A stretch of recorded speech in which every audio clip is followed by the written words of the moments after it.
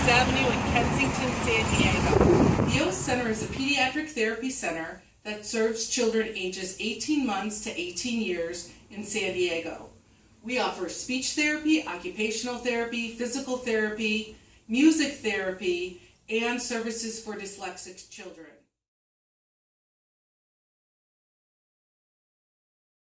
This is our movement room. We use the movement room not only for timeouts for good behavior, but also for occupational therapy and physical therapy. It's a room that the kids love to come to. There's a rock climbing wall, there's various swings. It's a room that the kids can feel free to play and release a little bit of energy.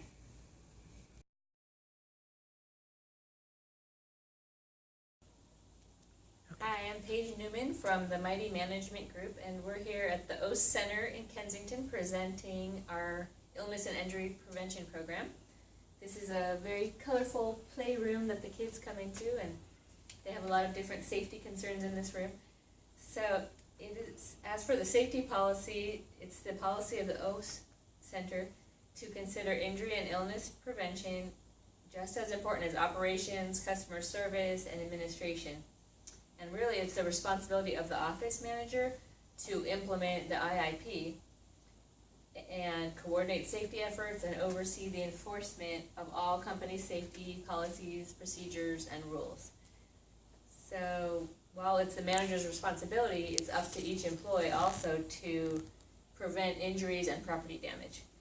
And any employee injury or illness must be reported to management immediately. So the next section we have is manager and supervisor safety responsibilities.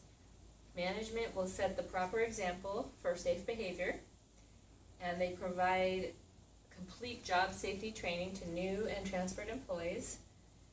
They have to be continuously vigilant of unsafe conditions and make sure all injuries, whether minor or major, are treated immediately. The managers also report all employees' injuries to workers' compensation and make certain employees are furnished with the appropriate computer workstation to avoid injuries. And the last thing is make sure and enforce corrective actions when employers fail to follow safety rules.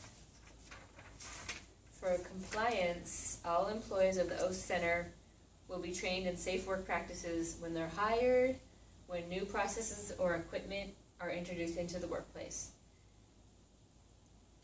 And there's a system, there's sort of a checklist that ensures that all workers comply with these practices, basically informing workers of the provisions of the OAS Center's IIP program, recognizing employees who perform safe and healthful work practices, training workers who are deficient in their safety performance, and the last one is disciplining workers who fail to comply with safe and healthful work practices. And just as an aside, which is actually very important, the management reserves the right to terminate any employee for a serious and willful violation of a safety practice, such as using drugs or alcohol on the job, rendering a machine guard or safety switch inoperable, fighting, and so on. Communication is key within a illness and prevention program. Safety communication with employees will occur at the following times: during new worker orientation, whenever the OAS Center reviews the IIP, and during regularly scheduled safety meetings. And one key thing is that employees are encouraged to report any unsafe conditions to the manager without fear of reprisal. Hi, my name is Elaine Rosas with Mighty Management. And in continuation, if an accident does happen, of course, we do try to prevent that at all costs. Yet we do have a process for the accident investigation. Implementing an accident investigation procedure. Management will take responsibility for investigating all accidents, and the following steps will be taken when investigating workplace incidents. Interview injured workers and witnesses. Examine the workplace factors leading to the accident. Determine the cause of the accident. Take action to prevent the accident from reoccurring, and record the findings and actions taken. Now, since we do try to prevent an accident, of course, training and instruction is also important in our IIP program. We train employees whenever a new employee is hired, when an employee is transferred to a new job, when new equipment or processes are introduced to the work environment. Training and instruction is taken on by managers and supervisors. Training and instruction is provided upon establishment of the IIP program to all incoming employees whenever new hazard substances or processes are introduced into the workplace. And of course, all training and instruction is provided to all employees. We also do have general safety and health practices included.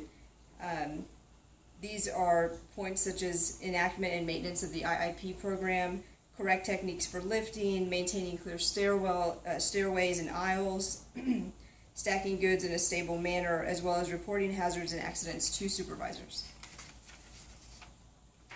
Record keeping is very important to the OAS Center. The section in our IIP program regarding record keeping, since the OAS Center has 20 or more workers, record keeping is as follows. Hazards will be recorded. Each employee will have a worker training and instruction document form that is completed, and records will be kept for 1 year. Records inspection and training documentation will also be kept for 1 year.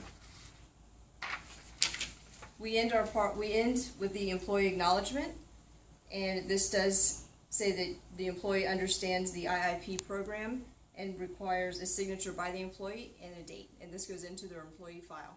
Thank you.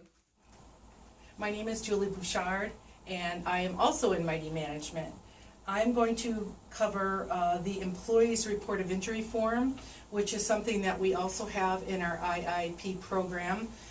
It's a 5-page form that needs to be filled out when an injury occurs or an accident. What needs to happen is the person that has been involved in the accident or persons needs to contact our HR person immediately, and that person needs to gather any witnesses and all the people involved and go through and fill out this form. This form is important because if there is a workman's comp claim, we need to have this form available with all the information that we need for that.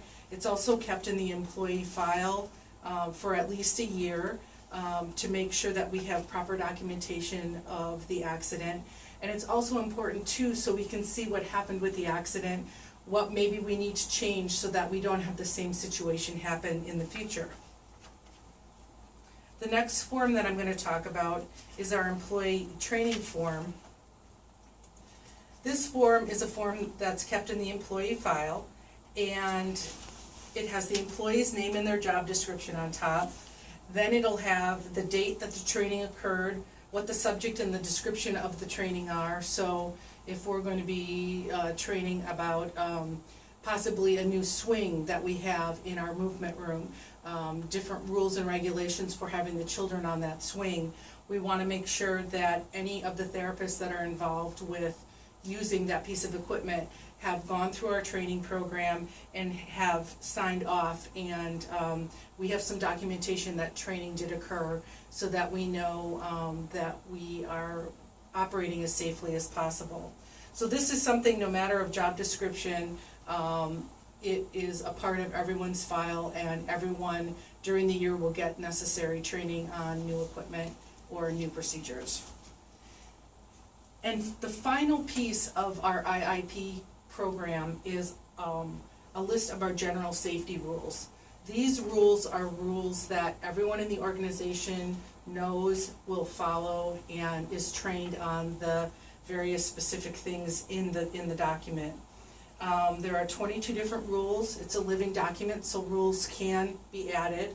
It's something that we go over when a person is hired. It's also something that resides in a place that everyone can see it in our break room. And it's something that we work on in training. We may pick one out and specifically talk about that in our ongoing training program. So it's